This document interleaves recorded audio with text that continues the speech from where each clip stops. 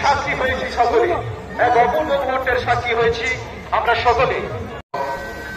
নন্দীগ্রামের গোকুলনগর অঞ্চলের করপল্লী এবং পার্শ্ববর্তী এলাকার সমস্ত সুধী মণ্ডলী, রাত্রি 10টা বাজে। এই সময়ে নৈশকালীন আহার গ্রহণ করে বিশ্রামের সময়। তবুও আপনারা অপেক্ষা করছেন, আমি চেষ্টা করেছিলাম আসার। বারুইপুরে আমার একটি পুলিশ অনুমোদিত কর্মসূচি ছিল, সেখানে কিছু অপ্রীতিকর ঘটনা আমার সাথে ঘটেছে। এটা প্রত্যেক নিত্যদিনেরই বিষয়, তাই সেখান থেকে এসব ঝামেলা কাটিয়ে এখানে আসতে 9টা-10টা বেজে গেছে।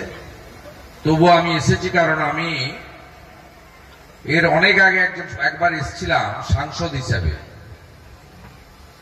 আর পঞ্চম দোল সবচেয়ে বেশি নন্দীগ্রামেই এটা বিখ্যাত, এটা সব জায়গায় হয় না।